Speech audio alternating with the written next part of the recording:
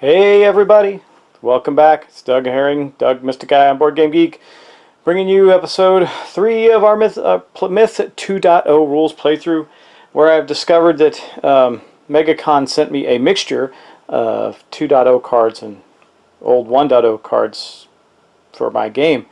I'll resolve that, but we are going to dive right in. There's not a whole lot to correct. I saw something small, I don't remember what it was, about darkness tracks. Not going to matter because we cleared the board.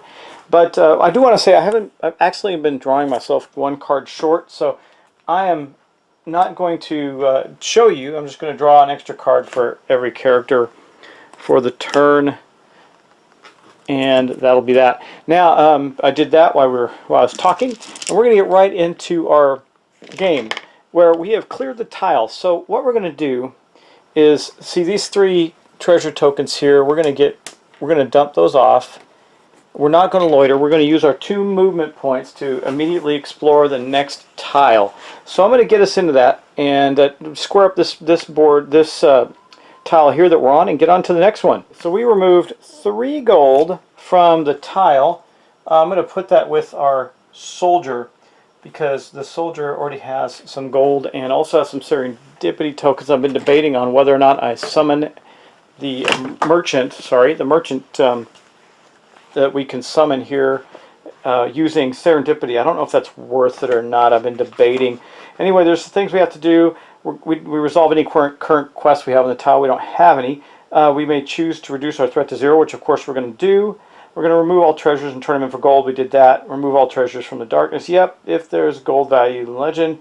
There's no gold value in the legend on the tile. So if the tile's a merchant in the legend, the hero draws, and so it doesn't have a merchant, but I could spend 2 resolve or 2 of our serendipity tokens to summon a merchant. However, let's take a look at this tile, the tile we're going to be heading on to right here. You can see that it does have a merchant draw at the end of it. So I think what we're going to do is set up this tile. Now we have a choice between a quest and a trap. Obviously I'm going to choose a quest. That'll be better because we don't have to resolve it. Shows that we have a question mark on layers, so we can put 1 or 0, 1 or 2 layers there. We don't have to put any. This one has a gold value of 6, so we're going to get some money out of this tile.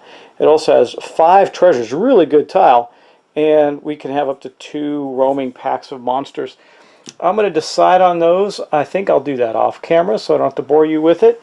But we're going to get to the quest deck. We're definitely going to draw one of the small quests for that because I don't want to deal with another trap. That trap kind of stunk. I mean, it didn't really hurt us that badly in the end, but it could have had things been a little different. And I think we're probably going to just go with 1 layer. So, we'll take that same layer we had before. I think I'll put that somewhere. What about right here? It looks good. No, thematically I don't think it should be in the water, but that's just me. And we'll start lining everybody up. Again, I think I'm going to do some of this off camera just to get us going. Okay, here we are set up on our new tile with a layer and some bad guys. We're not going to make it too hard on ourselves. We also have our quest. I drew the quest Stolen Treasure. Looks kind of like this thing here. But we're not going to have grubbers, obviously, even though it says place 1 quest token in a square along the opposite edge of the tile. We'll do that. When the heroes enter, then place 3 grubbers surrounding the chest. So we're going to have a chest and 3 grubbers. And the quest says, "Pardon me." The voice was sad and quiet. He introduced himself as Talak Three Dunes, then proceeded to spin a tale of wanton woe. It was a story of such amazing misfortune that you begin to think he might drop dead before you. Suddenly he brightens. "It is fate, you see. I was meant to meet you. Here at the bottom of the pit, my life has become. You have come to help. Reclaim my treasure. The grubbers have stolen. Please get it back from me. After clearing the tile, enter the either discard the quest token by returning the chest to Talak Three Dunes, or place it on this card and keep the treasure for yourself. Well, if the quest token was discarded, add 1 blue token, draw to the Talic 3 Dunes. Add 1, draw the Talic 3 Dunes merchant, and immediately encounter it. Thanks, my friends. Well, we'll deal with that. We're going to see what we're going to do. But anyway, we're going to place that out. That is going to be our quest. I also got to go find me some grubbers. Okay, well, so here we are. I placed the 3 grubbers out, and there's the quest token right there. So we're going to plow into this right now and get started with for our round for this turn. Took a little bit of setup there, but we've got it. We do. And I'm thinking I might start with our Apprentice. Oh, by the way, I was told I had the wrong figure. I'm using the female acolyte figure. And it's right. I know which one it was pointed out to me. I got to get that out too. So let me do that before we get going. Okay, here we go. Boom. This is her right here. I'm going to place her right there. And I think she might be the one to go. Get some damage going on this stuff. She does have a couple of damaging spells. She also has her Blink spell, Breath of Heroes, attack, just a simple attack. And, well, she really doesn't. She just has the Mountains Crumble. See, she got Mountains Crumble. This is attack, Earth Focus. Attack 1 target within range. This attack also affects 1 additional adjacent to the intended target. Any captain's hit or prone. It's not that big a deal. This would be her action, so let's make sure we want to do this. Well, I think she's going to play this first. It does add 1 to our darkness cycle, but we're going to do that.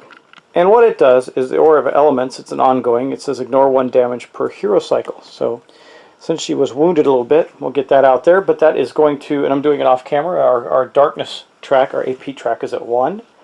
And then, okay, let me think. I'm going to think, and we'll come right back to this. That may be what she does for the moment.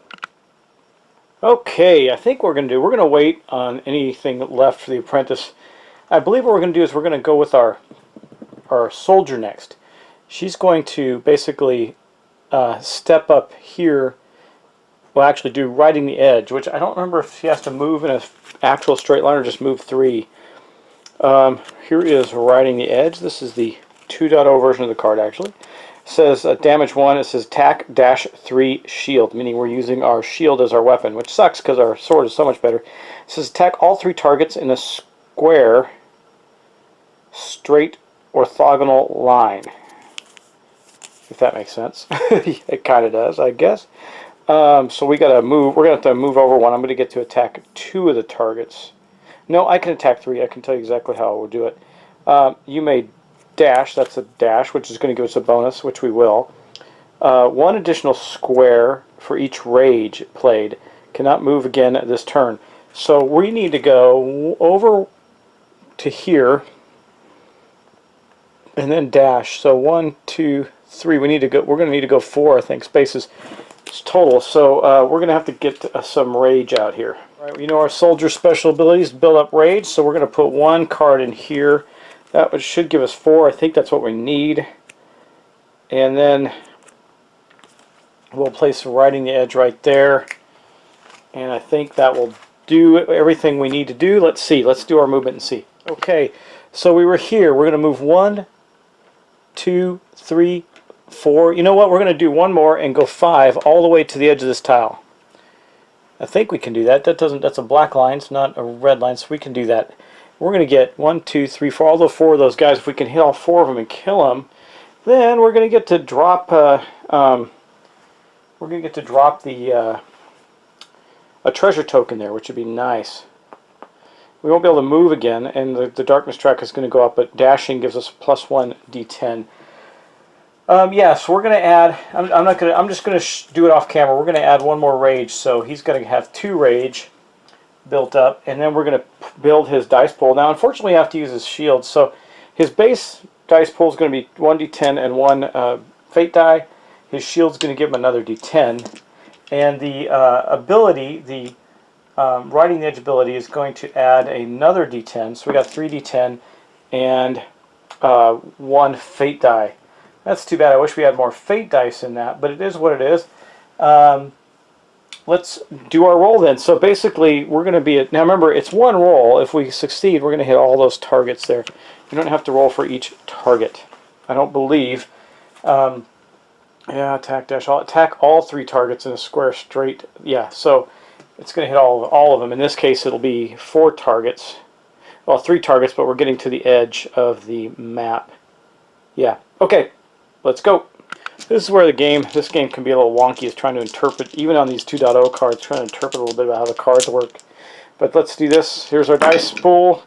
We got an 8 to 3 to 1, so we did hit. We did not get our symbols, but we are going to do some serious damage. I think for our 3 enemies, we'll take this skeleton, this skeletal archer, and this crawler, or whatever they call them, right there, and get them done. You know, I probably should take their card out, the crawly guys, but I'll find their enemy card and we'll put that out as well. They're not that big a deal, though. They're in a, I think I have them in a different pack because I have all the different types of creatures sorted out with their darkness deck.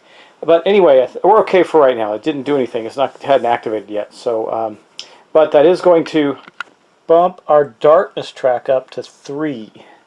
But it was that was a very effective round, and we get to take one of these tokens, these treasure tokens, and I believe I will drop it right there. Usually we should drop it in the last one you killed. That's my philosophy on it. So that's where it went. Okay, that was our soldier. Soldier had a pretty good run there, and now I think I'm debating on who I want to go next. It might be it might be our Brigand. I'm looking at the Brigand's cards right now.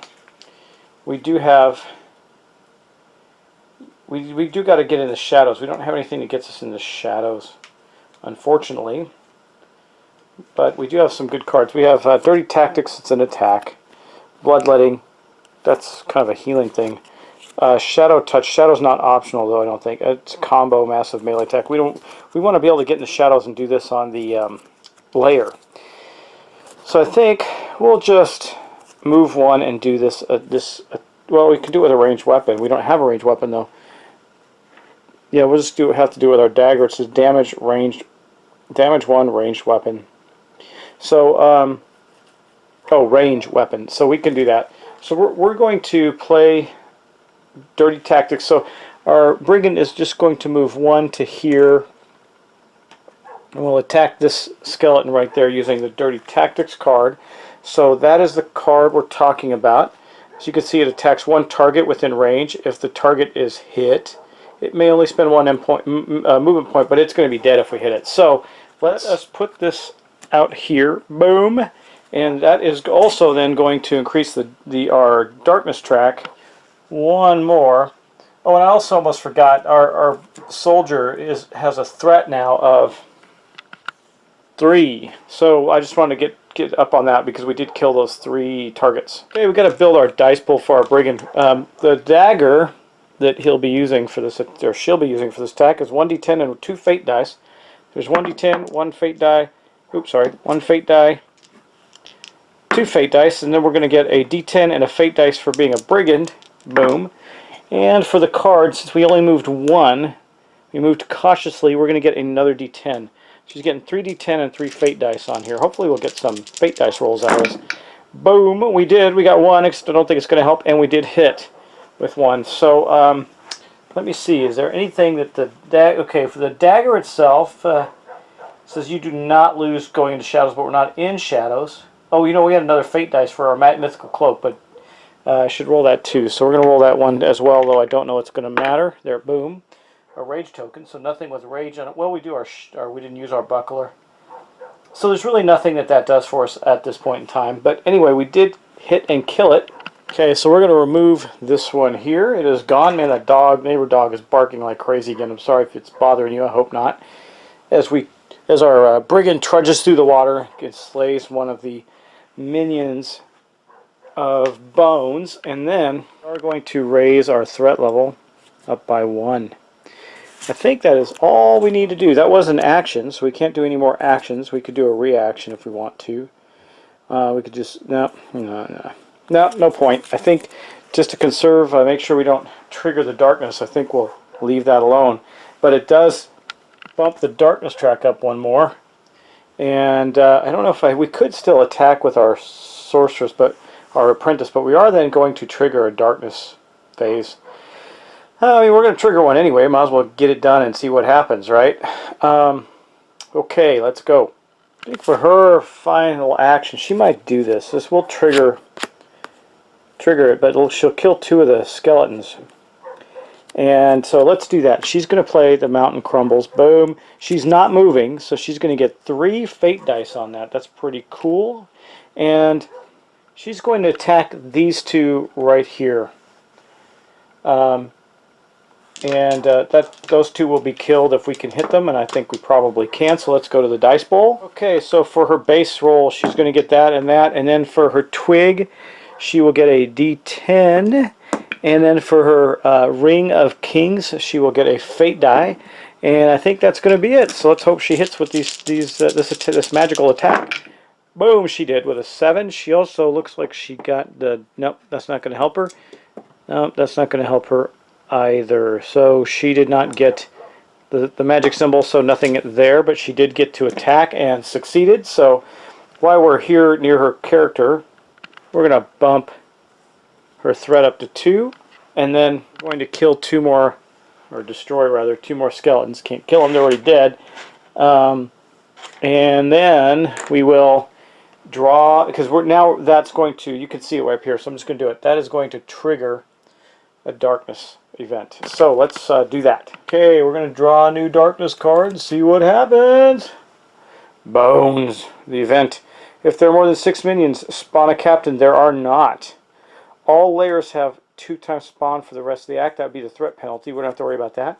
We have mini boss, captains, minions, and boss. So the minions are all going to trigger, and the spawn is normal.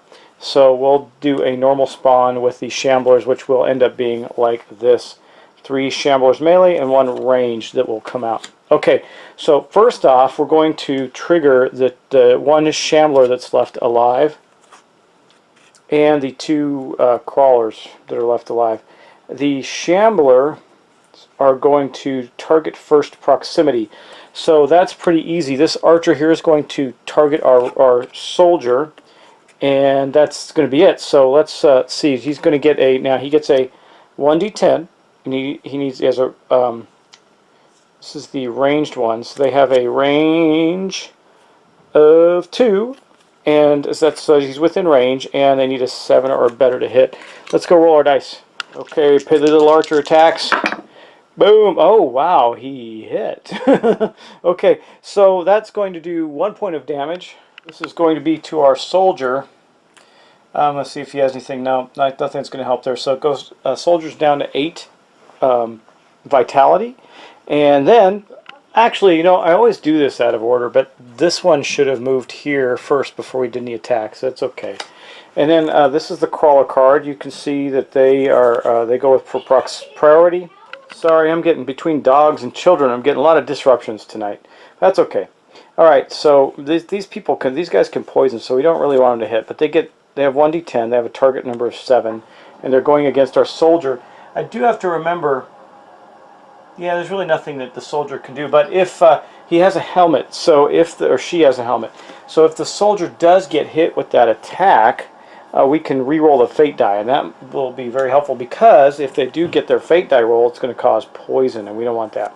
So we're going to have 2 attacks from the crawlers on him, and they're basically going to get 1d10 and a fate die. So the first one does not hit, and the second one does not hit with 2, so I rolled 2 3s and no fate symbols for them. So they missed our soldier, and that's going to basically end the darkness attacks events. Now we just got to do the spawn.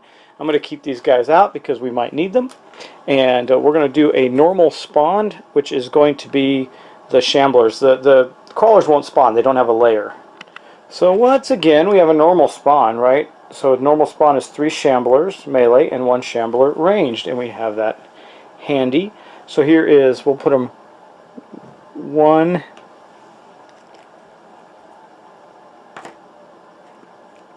2, and then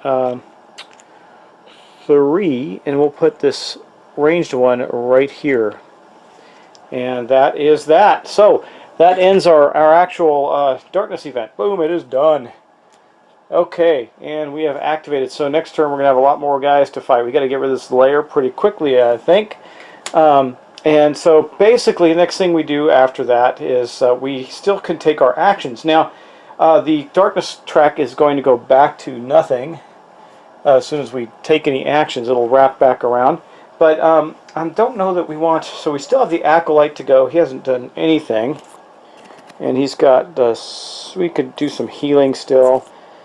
Stand fast. Grants all heroes -1 TN. Blessings of the Dawn. Each hero within range gains a number of fate dice. Okay, we didn't need to do that this turn either. So I think we're just going to end it there so we can get some new cards up. Need to try and get a shadow type card up for our Brigand.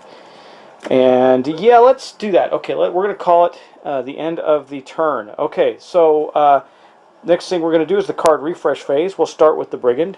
So the Brigand's threat, remember that for every action we didn't use, the threat goes down. So it goes down from one to nothing.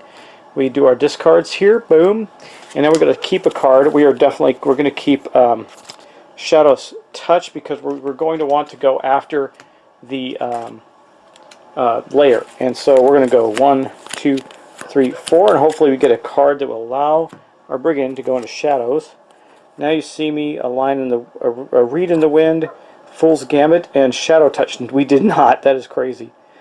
Okay, well, those are our cards for our Brigand. Now let's go to the Apprentice. So the Apprentice only gets to reduce threat by 1, so her threat is still 1, and then this gets discarded. Now these two are going to stay out. She still gets to discard. I think she'll keep Blink. Blink is really good. Yeah, she's going to keep Blink. And get 1, 2, 3, 4 more cards. She's got some good sprint. Blood of Gaia, that's a good one. Reservoir of the Ancients, really good one. Arcane Lance, and Blink again. So that's her. She is good. Our Acolyte did absolutely nothing this turn. You know what I should have done with him is I should have moved him, but it's too late. I didn't do it. So we're going to keep, I think, we're going to continue to keep Soothe Wounds. We're going to discard, and then we're going to draw up 4 more. 1, 2, 3, and 4. Boom. What do we get? We get Consuming Fire. It's an attack. Righteous Fury. Got some attacks going on. Smite and Hands of the Father. Awesome. Okay, last but not least, we have our Soldier. I think what we're going to keep with the Soldier is we can keep the Hidden Blade or the Hustle. I don't know. We don't need to move. It's a small tile. Ignore 1 enemy attack targeting you. That might be worthwhile. I think we're going to keep the Hidden Blade, though. Just keep damaging. But, oh, first, sorry. We're going to discard all of these. Boom. And that will bring our threat down 1. So he's still at 2. Then we got to get rid of a card. I think, like I said, I think we're going to keep Hidden Blade. We'll discard those. We'll draw up 1, 2, 3, 4. There's those. There's the deck going back. What do we get? We get Impenetrable. It's a good one. Devastate. That's really good if we can get to... That does 3 damage. We needs to attack the lair. Harvest of Bones is awesome, but we're not, I don't know if we're going to get to really use that this turn. And your mother is a crawler. It's a taunt. Draws enemies to you. And that is our card refresh phase. Now we're going to go into our kind of cleanup end phase and see what goes on next. Okay, so we're going to increase the... First thing that we're going to do is increase the darkness track by 1 for every active creature type. Well, there's 2 actually. There's crawlers and the skeletons, so that's going to go up to 2. It wraps around to 2 already, just like that. Didn't activate though. We have no allies. Quest results have not been resolved. We don't have any statuses or trap results. And then cleanup. So that's it. Basically, that's the end of our turn, and we got quite a bit going on. It's our heroes are in a fierce battle this time around with some skeletons, a couple crawlers to get the treasure of this merchant back. Debating if we're going to be good guys on this and give it back to him. I think we probably will. We'll see. Can't be bad guys, right? That's just not cool. And that's going to end our turn. Sorry for the disruptions. It was a little chaotic for me because there was craziness going on in my household with children and dogs and just, man, sometimes, guys, I tell you, I love my boys, love my kids, wouldn't trade them in the world, but sometimes things are disruptive. I'm sure if you're parents, you get that. Anyway, guys, thanks for watching. Thanks for subscribing. I always appreciate it. And I'm going to go throttle the neighbor's dog. Not literally. I love dogs. And I'll talk to you soon. Take care.